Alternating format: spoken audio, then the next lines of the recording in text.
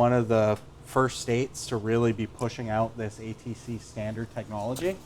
And now we're towards the end of the project, starting to wrap it up, and thought this would be a good opportunity to follow up on kind of previous year's presentations when we were talking about what we were doing, kind of the new technology, to go back and start talking about lessons learned as new municipalities are starting to install this equipment, starting to be familiar with it.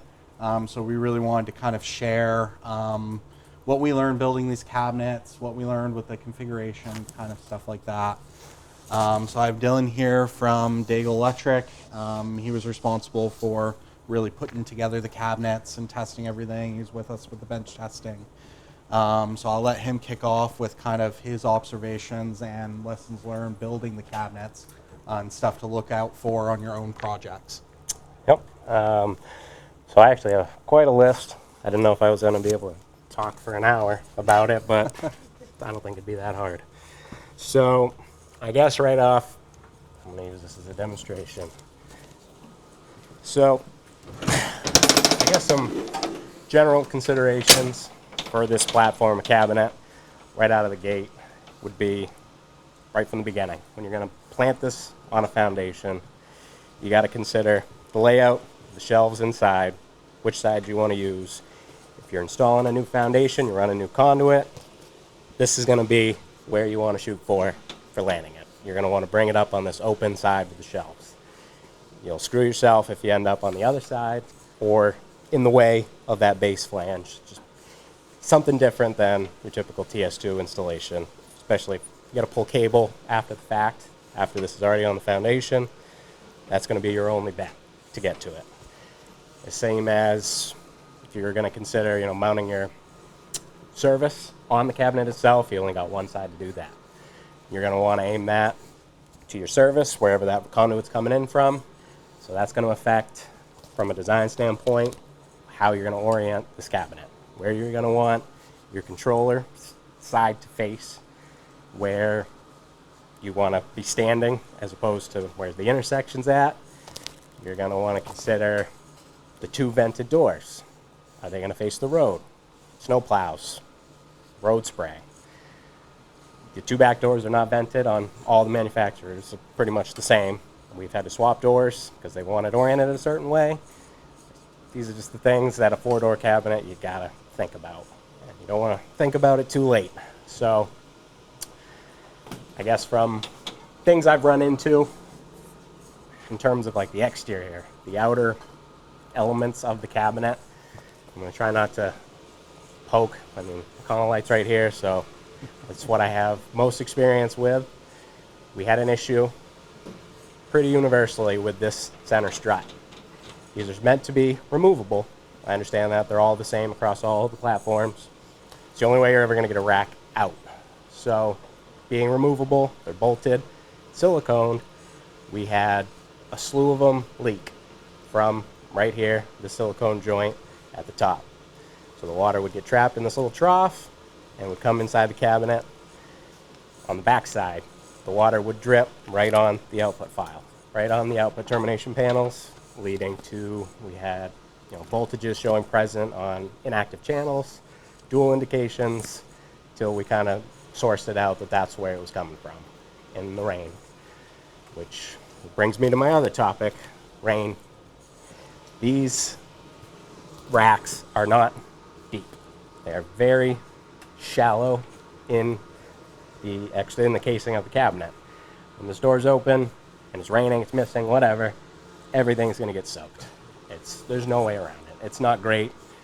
The TS2s, you were set way back. You could put a road sign on top of the cabinet if you had to stay dry. You don't have that. So working in elements is not ideal at all. The other issue with depth is a lot of detection equipment that we get supplied, or ancillary equipment, RSU panels from AI. They come on a strip of DIN rail about yay long. It, I imagine, was intended for a TS1, TS2 cabinet to be strap mounted. So when I get those here, it doesn't do me any good. You can use a longer piece of DIN rail to span that rack, However, your power supply, Ethernet switches, whatever you're going to mount, cannot sit on anything flush mounted. They will hit the door. They will interfere with these switches, such as the shelves. If the shelves are at the wrong height, or your Myovision, whatever, is sitting right here with your SDLC cables, everything coming out the front, it's going to hit the door. It's going to get pushed back. They have to go on custom recessed paneling. It's things I have to do, I've had to do at the shop to make these things work, make the equipment fit. Not everything's rack mount friendly. Where does that lead me to? I guess the shelves. Are you going to be doing battery backups?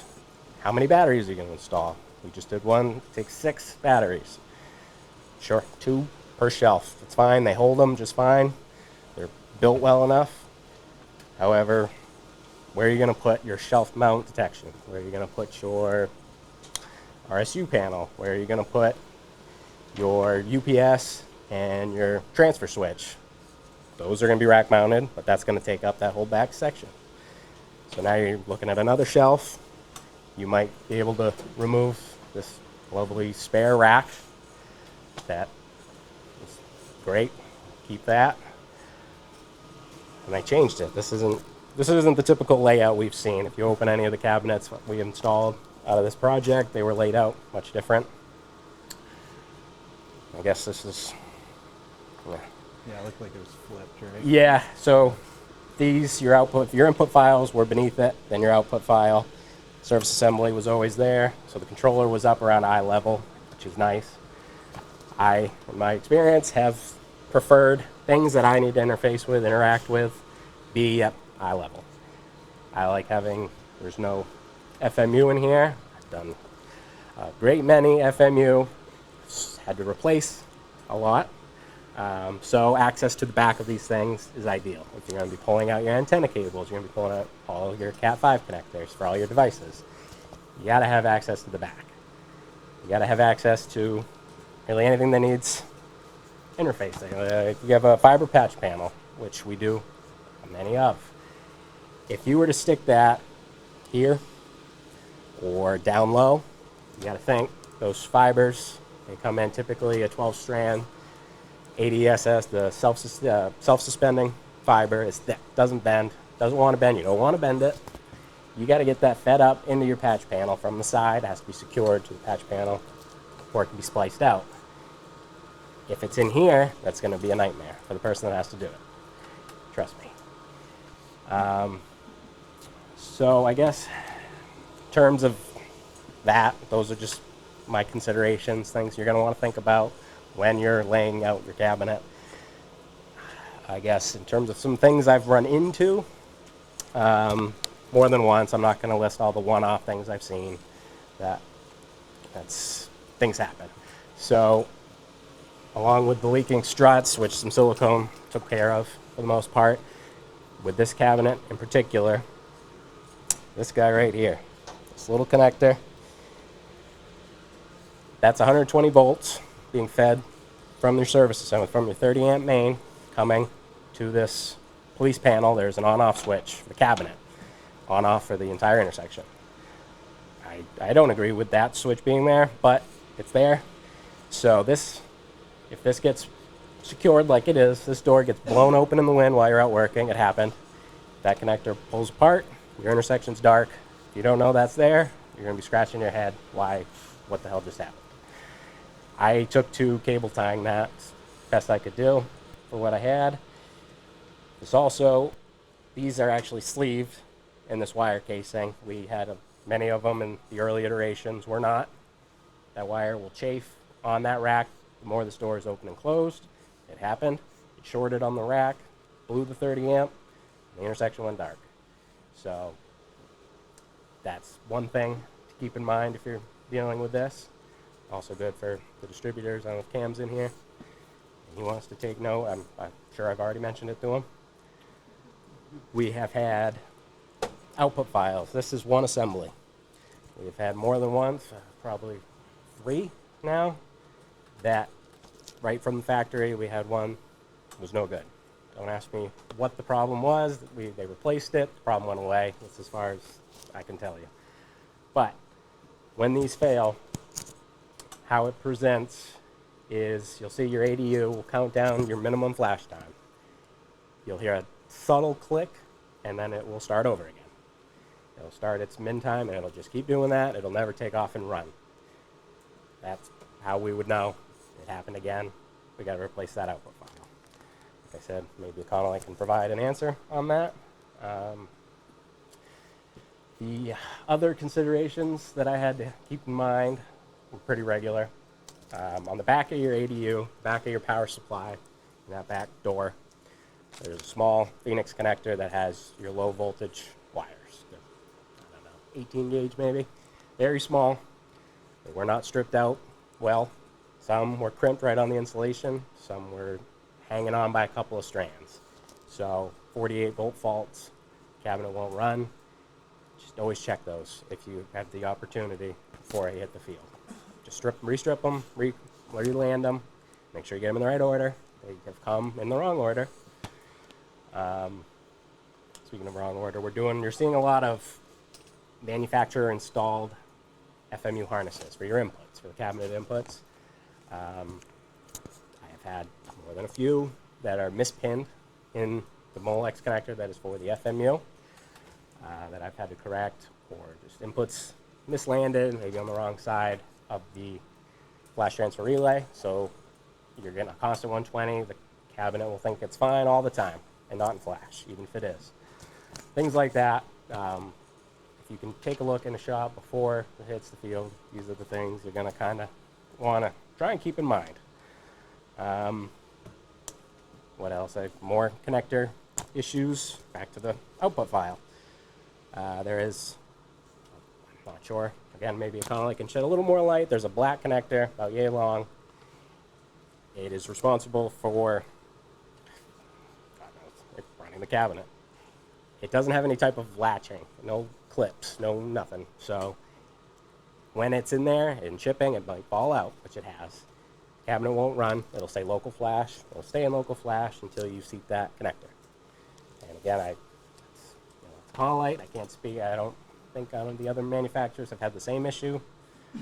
And I'm not picking on them. It's just what I had the most experience. I have 110 maybe of these done. And I've done plenty of Mobo Trexes, McCain's. They all have their own things. But let's see, what else did I have that I wanted to speak to? Depths of the racks. Yeah, just more internal connections that just weren't quite satisfaction. I guess back to the connector thing.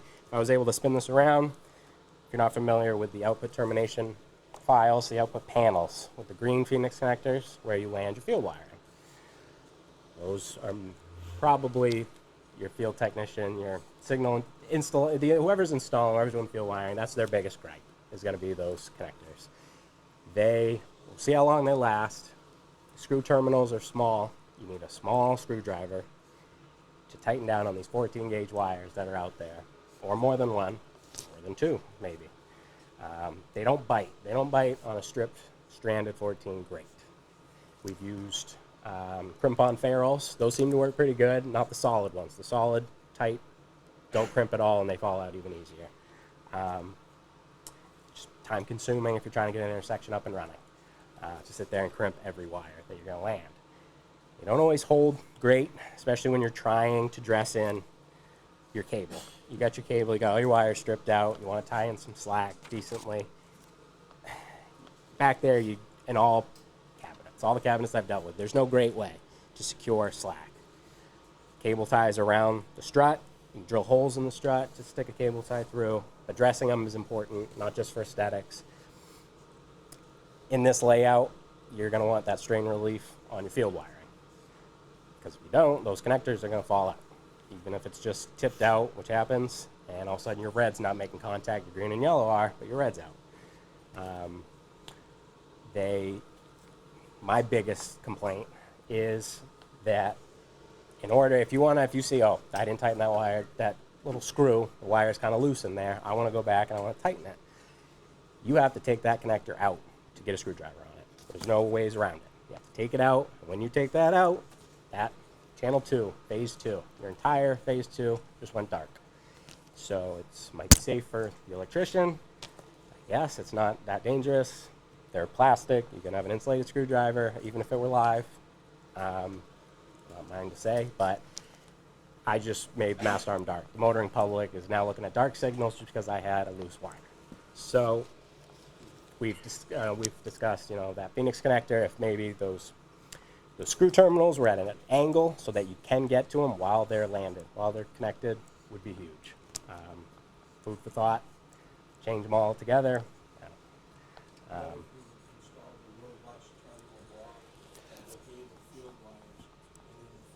That's another option, is to set an auxiliary terminal block, kind of like your old TS2 screw types with forks. You really can't beat it. It wasn't broke, but we fixed it. So. Minnesota DOT, Houston, Texas. There's a breakout panel coming off the output termination assembly. Yep. And then they land the more traditional Caltrans and TS2 wire combinations. And that would be I've got great. a list for you, by the way. Oh, excellent. Well, and by all means, these are opinions. These are my experiences, things I've come across. Like I said, I'm really not picking on Econolite. I love the cabinet. I love their controller. There's things that just need refining. We're just still in the early stages of installing these, but they're probably going to be here to stay. Maybe some alterations when you're dealing with this 4-door platform. It's just, they're not, the guys, when we're installing these things, we're not really being thought of in a lot of regards. Down below where the output file is, there's a space typically about yay big that you have to work with to dress your cable, strip it, and make it look halfway decent while being secure, not stunning your wires on these many sharp edges. Spend all day filing this thing to make it wire safe. It's just what it is. But you don't have a ton of space to work with. Please don't put panels in front of that space.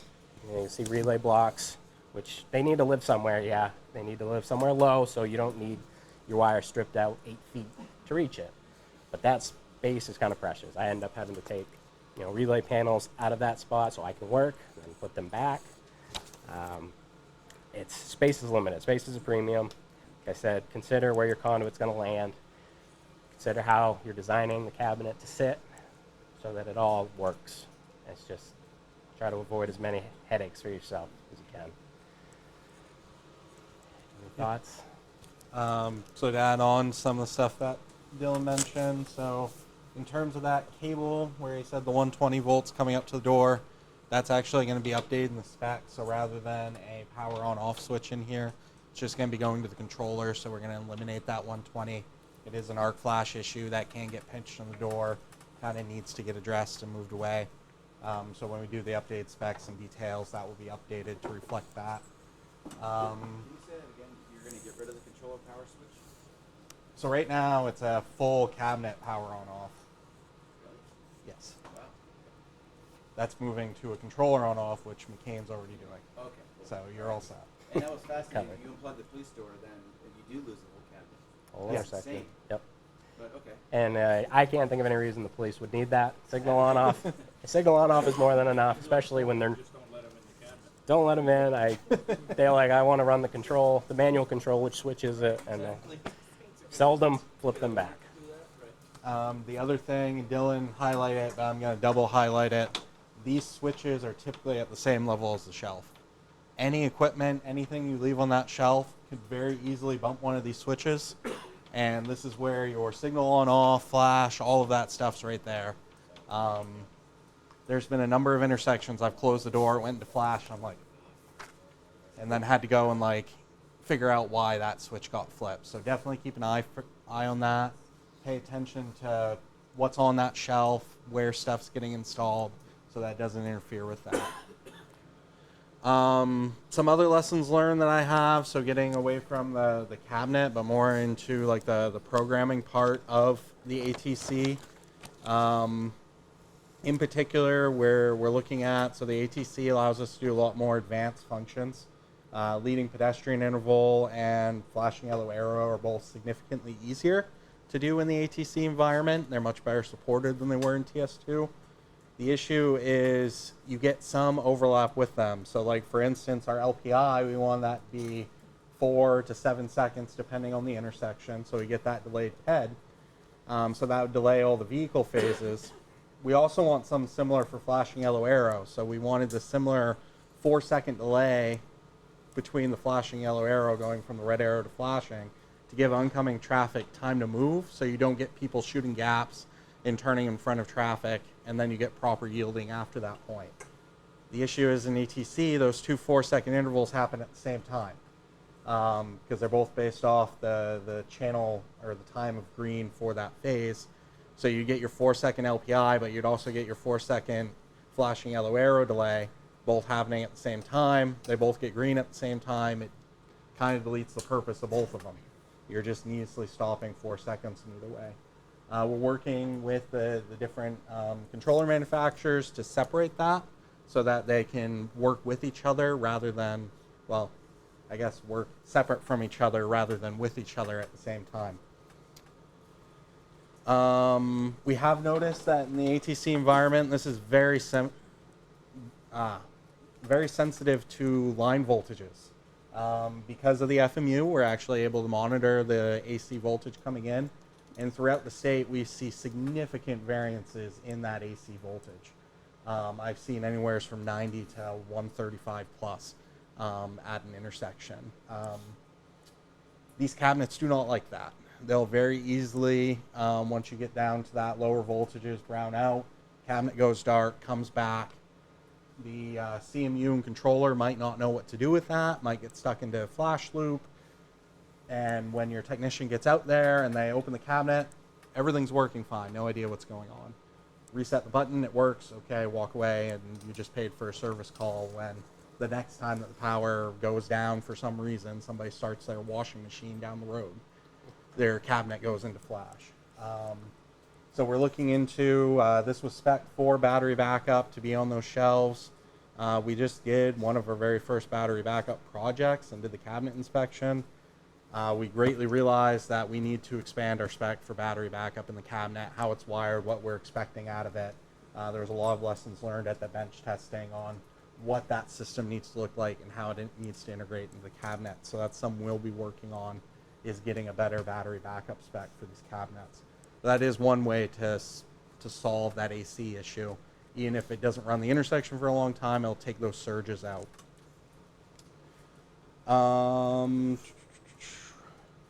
General for maintenance. In these cabinets, there is a certain procedure that the load switches, CMU, and other devices in here should be looked at once a year. That's the manufacturer's recommended for ATC cabinets. We're looking into putting together kind of what the expected maintenance schedule will be for these cabinets moving forward. But obviously that's a big step. There's some TS2 cabinets that probably haven't had the door open in 20 years. Where we don't think that these cabinets, where they're much more server computer like, will need that little bit of extra attention, make sure that they're running well for their entire lifespan. So that's something else to consider when moving to this platform. We had one pole-mounted cabinet in the project. That was literally a game of rush hour to fit everything into that cabinet. We need to rethink that spec and figure out how to accommodate all of this equipment into a single 19-inch rack. Because as you can see, even with what's in there right now, that's pretty full. By the time you add the spare equipment rack, you add an FMU, you add a detection system, you add preemption, that is just packed. And it makes it near impossible to work in. The one cabinet we had, Dylan did an amazing job fitting it in there, but you could barely fit a piece of paper in there with how much. So we need to rethink that. We need to rethink what that spec might look like. We need to think about maybe looking at some other options in the TS2 environment. They had the cabinet size that fit on a pedestal pole. I think they were the M size. So maybe looking at that. There's some options where you can get a 19-inch rack and then a 9-inch rack to fit in that pedestal pole size cabinet. So that might be an option. Some other things to consider. Coastal options, maintenance. This isn't necessarily specific to ATC, but just in general with the project, this was one of our first deployments of a cycle split offset adaptive system. We had 4 corridors, 2 in Augusta and 2 in Waterville. Just some high-level lessons learned from that. Kind of branching away from ATC, but it kind of fits. Your offset optimization, getting that right in your plans is very important. The adaptive system will use that as its baseline for its green bands. So making sure you have good dual direction offsets is really important. Going through and taking that little bit of extra time to setting what you want your min and maxes to be on each phase. If you tell the adaptive system that it can drop down to a 5-second max green, at some point it's going to try to do that, and you're going to get a phone call at some point. You need to think about where you want those max greens to be, where you want those min greens to be, where you want that adaptive system kind of live. You got to remember that a cycle split offset adaptive system is always going to be about 2 cycles behind. So you need to plan that into your coordination programming so that your min maxes reflect that. You don't want it to all of a sudden get a burst of traffic, then 2 seconds later respond to some that's not there anymore. So you kind of want to be thinking about that ahead of time when you're designing the adaptive.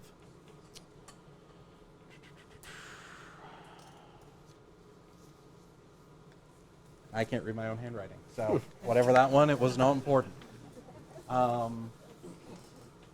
And then the other thing that popped in my head on the back panel, which we can't spin this around, but all of the SDLC connectors for all these racks wire into an SDLC bus or SIU bus.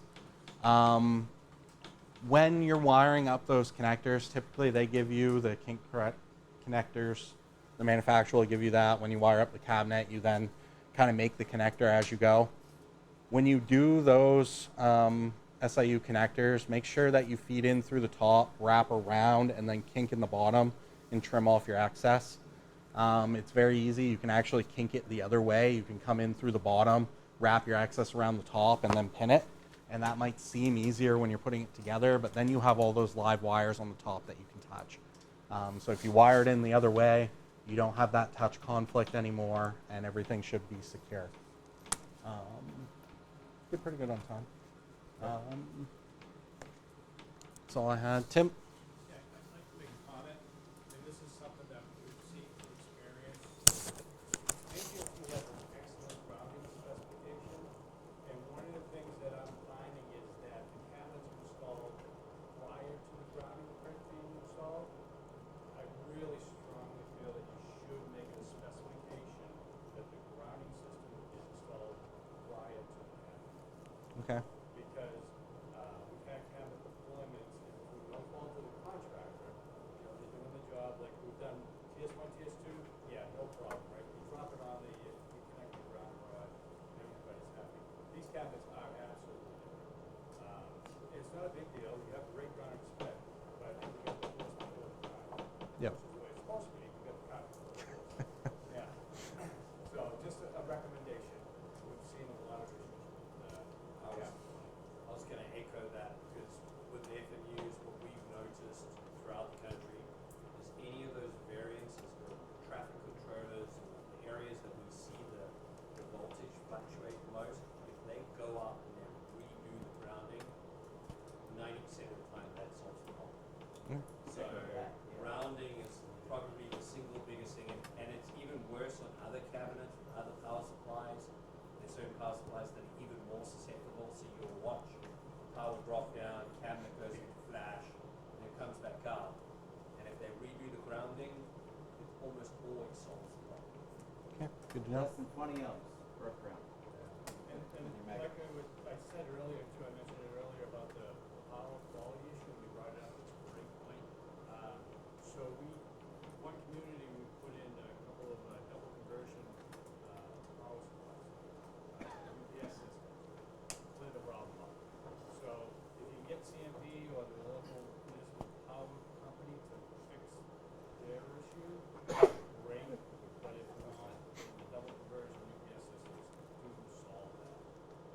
No. I had a couple notes about the police panel.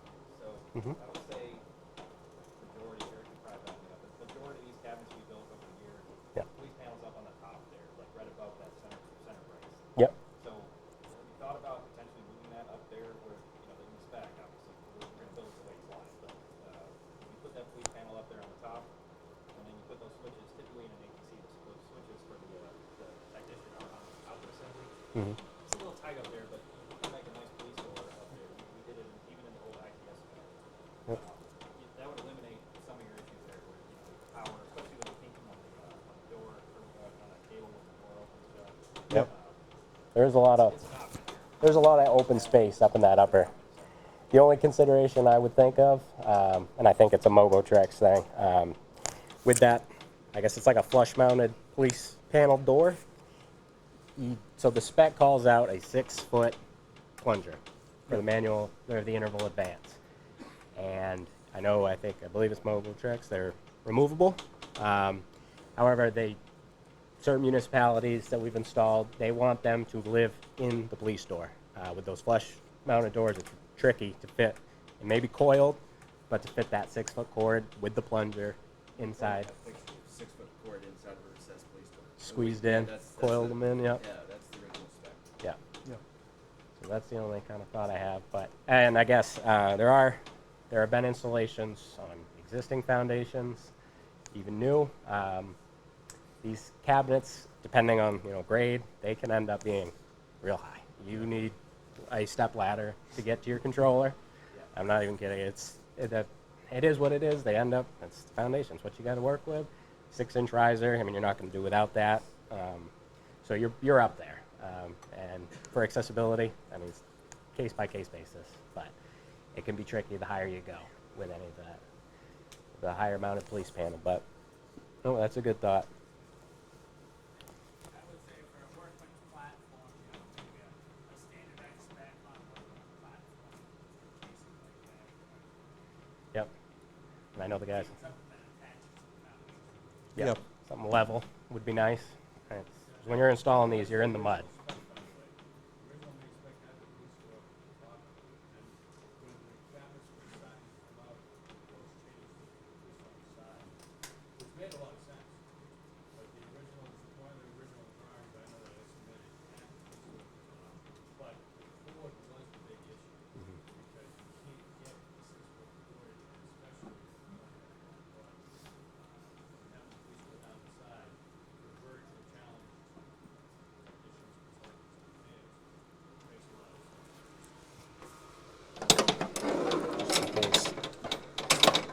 Want to see, so, and oftentimes, some might argue that's not 6 feet, even uncoiled. It is something we have come across. This was actually an add-on. This is not the right one. This is supposed to be a compression fitting that squeezes that cord in so that it does not pull off the back of the switch on the inside of the panel. So that's what used to come out of that hole was this, but it didn't work. We needed strain relief on that. Just an extra thought. But this is the switch I was referring to. Dark intersection, everything.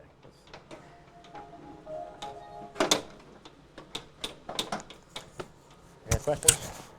So, you're probably not using the auxiliary terminal strip. Yeah. Haven't you now just defeated the touch safe of the ATC cabinet? Yeah.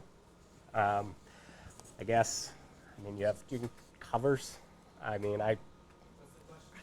But the auxiliary terminal strips to basically eliminate, to go back to forks and screw terminals.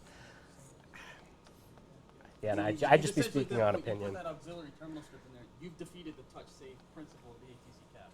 Then you go back to plexiglass shields. I don't like it that much. Minnesota DOT actually has a fuse panel, and they have, so they terminate all their field wiring with a fuse panel, and then you raise that plexiglass shield. Yeah, I'm not a big fan. I like the Phoenix connectors, I like all of that, but a lot of agencies are saying, I like the new idea, but I want to do it my own way.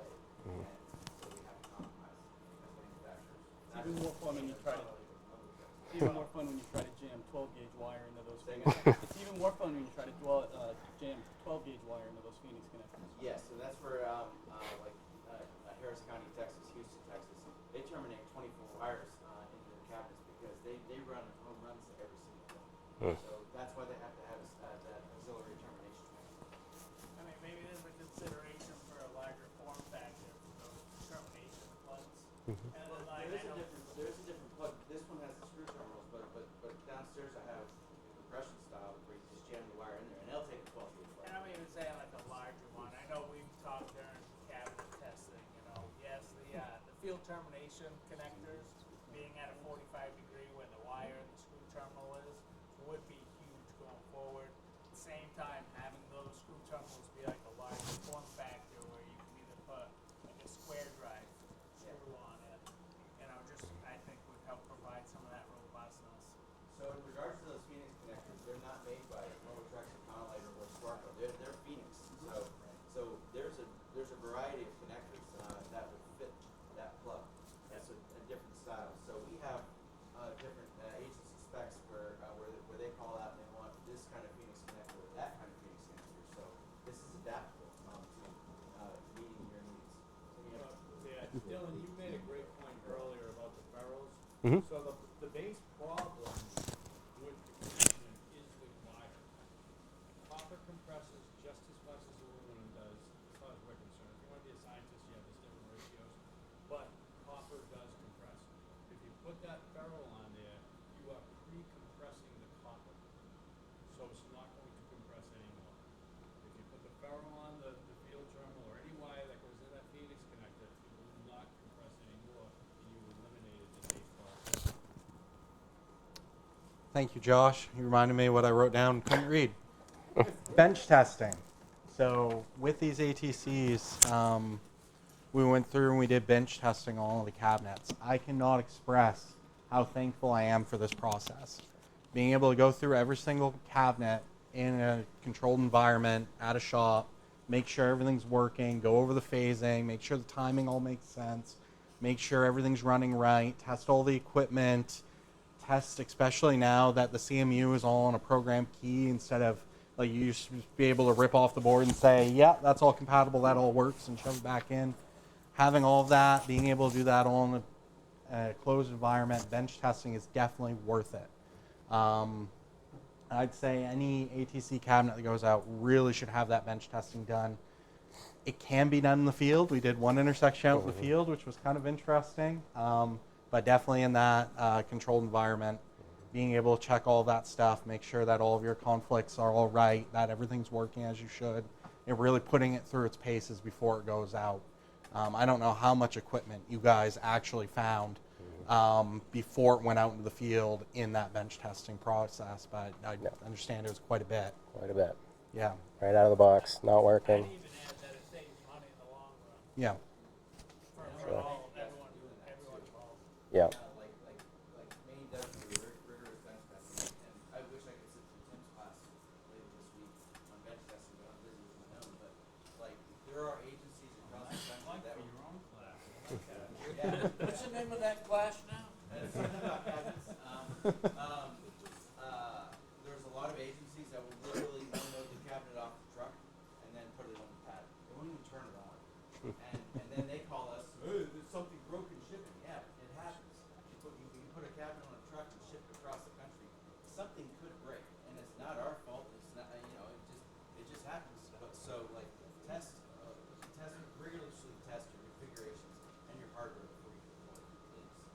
So you don't call us and be mad at us on Tuesday afternoon. Testing in a field is, if you're anyone curious what that looks like, it involves conflicts, bumping out conflicts, intentionally creating conflicts in a live intersection. You're looking at flaggers or police details you have to hire. We actually brought out a test board, I believe. We installed the test board, which I guess those Phoenix connectors are handy. Unplug your field wiring, plug in those to a test board, and we were able to do it. It is costly and slow. Another plug for the bench test. One of the ones I was in, we were able to actually see how big the cabinet was in real life, and then understand what the foundation looked like in the field. And we were able to kind of make a switch with the cabinet on the fly and adapt instead of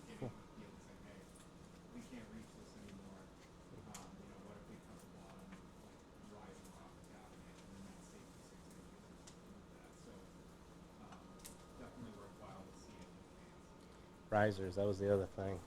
We had discussed the 6-inch riser base, which this Yep. does not have. I believe there's one manufacturer that provides a 2-piece bolt together 6-inch riser, which is great, especially if you say the cabinet's installed on the riser base. It gets hit by a car, but not terribly. That riser base is what's going to take that torque. It's going to take that tension. It's going to twist, tear away from the anchor bolts.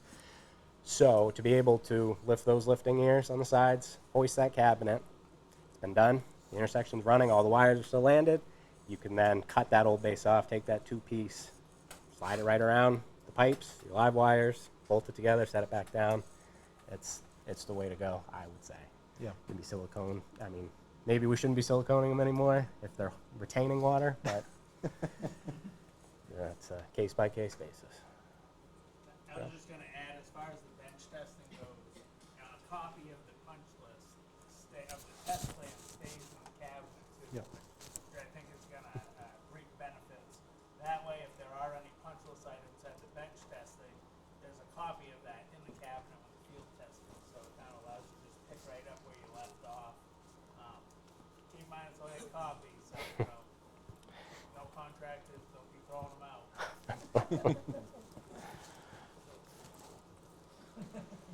Any question? Caleb? One thing we've kind of inquired about is maybe potentially seeing active phase indications on the backside, Okay. Yep. whether maybe it's incorporated with the Phoenix connectors and telling you exactly what part of the channel is actually active. Yeah, that'd be 'Cause if pretty you're cool, by actually. yourself, Yeah. If you can't see all 4 approaches with Yeah. the arms, I mean, you may not, and you're trying to troubleshoot or something, you may not know exactly what's active at the moment. Yeah. That's a good point. No, yeah, that actually would be cool. Just next to each Phoenix connector, just an LED that lights up Just on an that LED or channel. maybe Yeah. right above the connectors, having your Yep. 3-colored LEDs. And we Mhm. brought it up to VHB before, just a thought. No, yeah, that's a cool suggestion. So going back to some of your examples on like programming, and like your leading pedestrian interval, flashing Yep. yellow arrow, what does ATC change with that, the TS2? Because both the examples that you gave could be just logic. And I guess Yeah, and it's you have to burn a channel for a FYA in both cabinets. Yep. So is it just the 32 channel? Like what is the ATC gaining you for those particular examples that you gave? Yeah, in a lot of cases for the TS2 manufacturers, those functions were added in firmware later, whereas they were designed as part of ATC from the ground up. So the settings that you have in there, the flexibility with incorporating it in with either different logic gates or different settings, the incorporation into like the phase configuration, it's more thought out in how everything's integrated. Whereas in most of the TS2 environments, it was when LPI was first introduced, you would just put in a number and it just do LPI, however the manufacturer wanted you to do it. Whereas now we have a lot more flexibility in the ATC environment and being able to control when that LPI happens or how long in the various settings. The monitoring functions in the CMU, Yeah, as opposed and to monitoring the in the CMU, MMU. yeah. There is a lot more involved. There's better options, I think. But yeah, definitely also increasing to the 32 channel in the output rack, having those additional load switches for flashing yellows, blank out signs, other applications, overlaps and stuff like that. Just give more flexibility in the ATC environment overall compared to the 16 channels that you'd have in a TS2.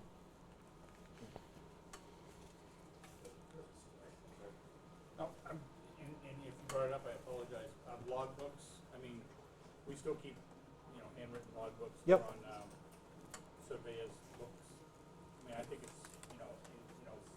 say at a cabinet, you kept having to, fix things that kept coming up, at least the technician in the next one. I mean, it's a lot easier to open a book in the middle of the night than it is to log on to something and get through a system, so. Agreed. Anyways, we still do it, and I'm gonna continue to do it forward, so. I always sign your books, Kevin. That's all that matters. No, yeah. Tell me what you did. I've always liked the book idea. We're working on a couple options to that. One thing that's, because this doesn't have, part of the spec is to have all the door sheets with all the timing that went out with it.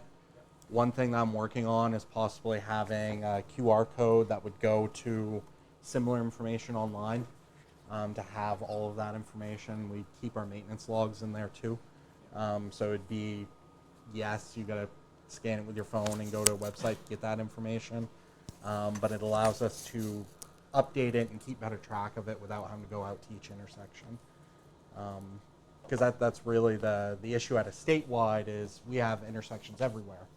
So when we have stuff come up and we need to update something, change a timing sheet, do some along those lines, sometimes it can be a 4-hour drive one way. So being able to do that online is beneficial. So we're working out a couple ideas on how to do a virtual logbook, but it's definitely something that I'd like to see integrated. Revisiting the LPI and conversation. So your problem is it doesn't work right. It doesn't look right in the field. It's not actually what the cabinet flash, correct? No. Okay. Nope. So it's just an efficiency and safety thing. Yeah. Versus a critical alarm. Okay. Yep. got it. Okay, we brought you right up to 11:30. So thank you all.